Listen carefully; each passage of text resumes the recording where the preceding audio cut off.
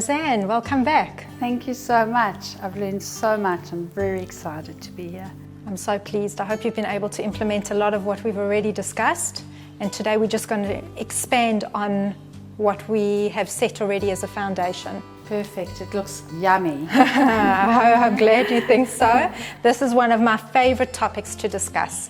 The reason being is that fats and oils are very often misunderstood, and we don't always know how to include them in our diets and which to include in our diets. I agree 100%. There's so much information out there, but to actually use it every day is very, very different. Absolutely. So there have been so many different extremes when it comes to fats. There have been many eating plans which have suggested using too much fat. There have been some that have suggested if we reduce it completely that would be more beneficial. And the truth is that there's a very healthy balance between these two. So when we speak about fats, do you have anything in mind that you can think of off the top of your head? What do you think of? When I hear the word fats, there's two things that pop into my head. The one is that we are told it's what makes us gain weight. And the other thing that's difficult for me to separate is what are the good fats and what are the bad fats. Okay, very important information, and we're going to separate exactly those topics today. So first of all, to address the reason that fats are seen as being so causative of weight gain is because naturally they are the highest energy contributor to the body. When we eat a fat compared to a protein or a carbohydrate, we are getting that much more energy in. This does not mean they're not good for us, but the truth is if we eat too many of them, they do get stored as extra fat in the body, and this can lead to chronic illnesses and to gaining weight and obesity. So, when we differentiate fats, there are two broad categories that we can divide them into. The one is saturated fats, which typically come from animal sources. These are in general solid at room temperature. And the second broad category is unsaturated fats. Have you heard of those? Not as often. Okay. So unsaturated fats are then divided into what we call polyunsaturated fats and monounsaturated fats. And these are more liquid at room temperature and in general come more from plant sources. So it's hard to separate completely because there are some animal products that have a degree of unsaturated fats in them, and there are even some vegetable or fruit products that have a small amount or even a larger quantity of saturated fat. Coconut is an example of that. So when we think about unsaturated fats, and in particular the polyunsaturated fats, why these are so important is because they are broken down, this is a lot of information, into two more categories known as the omega-3 and the omega-6 fatty acids. I'm sure you've heard of those. Heard about them. Again, I need some more explanation. Okay, all right. So we need both of these. The reason that the omega-3 and omega-6 fatty acids are called essential is because our bodies cannot produce them themselves. So we have to obtain them from food sources.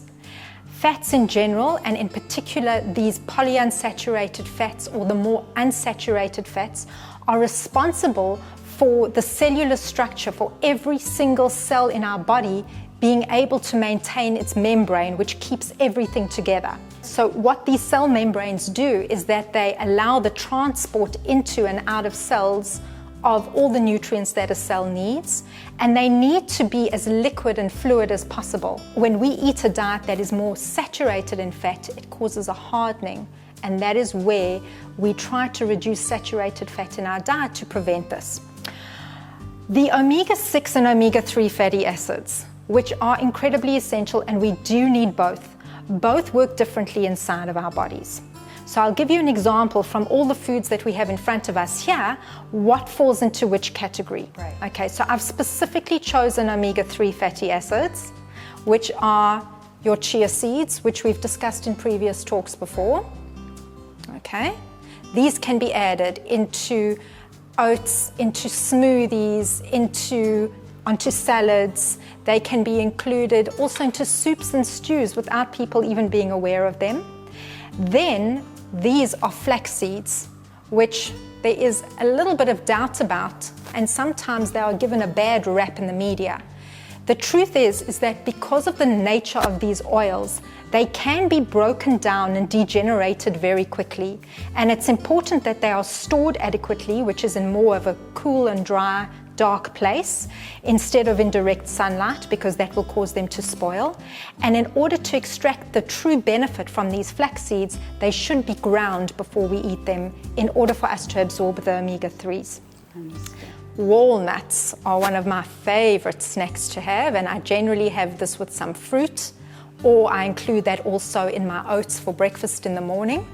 What that helps me to do is boost my omega-3 in between meals as well. There's obviously lovely salads where we can crush walnuts and add them in and give that extra crunchy texture, which is fantastic. Are walnuts the only nuts that will provide those omegas? So there are also hazelnuts that are in that category and a few others, but these are the ones which are the highest in omega-3 value. The omega-6s, which I'm sorry, I actually don't have examples of here, and it's not because I hate them, but I'm just focusing on omega-3s today, are oils like sunflower oils and corn oils and margarines, and these are typically used a lot in commercial products, a lot in processed products.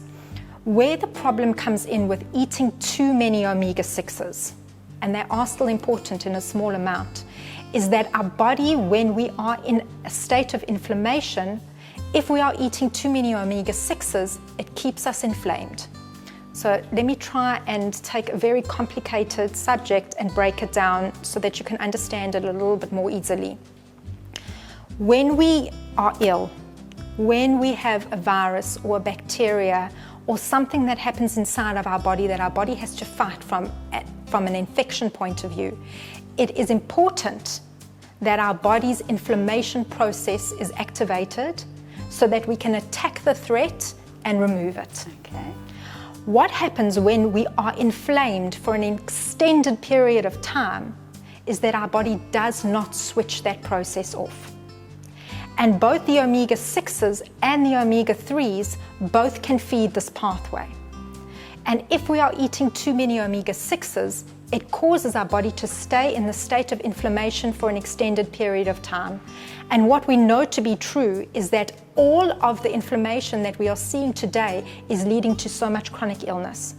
So we want to push and include more omega-3s in our diet as opposed to omega-6s, so that we can reduce the state of inflammation that we are all suffering with, even if we're not really so aware of it, in order to reduce all of this chronic illness that we're seeing on a regular basis. So even someone who's not aware of it, if they switch to increase their omega-3s and decrease the omega-6, they're going to benefit from Absolutely, it. absolutely. Okay. There's omega-6 in so many different products that we have to actively try and include omega-6s. Okay. There's another way of boosting... You mean omega-3? Yes, of course, I'm boosting omega-3s.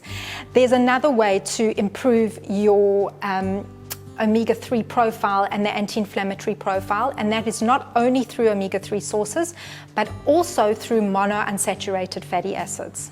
You've heard of that? Yes, but it's complicated. Okay, here again it is complicated. So the typical, which I've got some examples of here, we can think of when it comes to monounsaturated fats is the oily fish.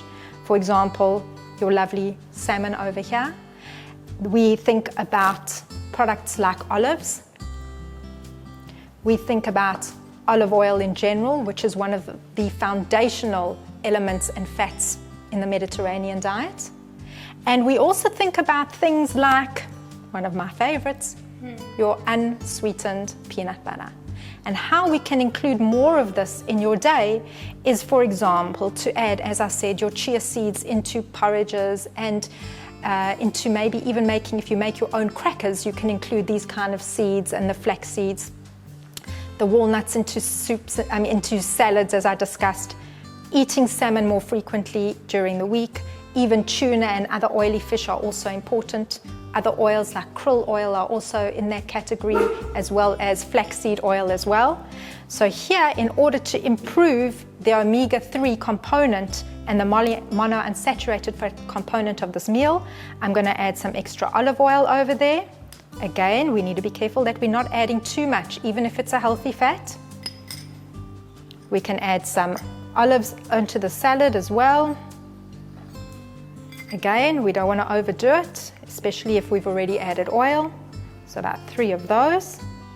And now, if I'm going to have a snack, one of my favorite things to do is to take a lovely piece of green apple, also high in fiber, and dip it in your peanut butter, and that becomes your healthy snack. Delicious. Thanks. I'll have there that. You go. Oh, careful, it's dripping. I'll have a taste. Always ready for healthy.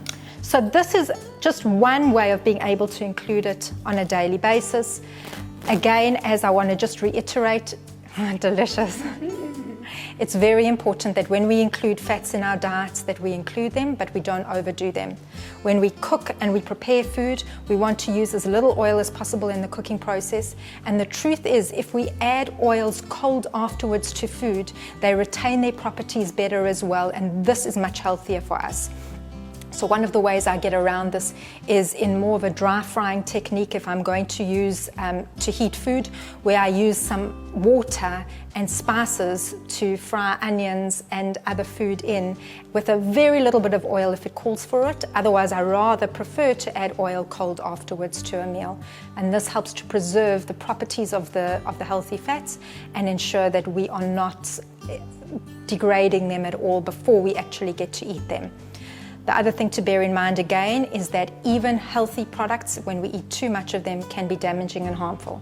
So everything in moderation. In general, I try to ensure that you're not including more than 2 portions of fat at either a lunch or a dinner time, and a little bit spread out throughout the day to ensure that you are still getting your fat-soluble vitamins that come with it.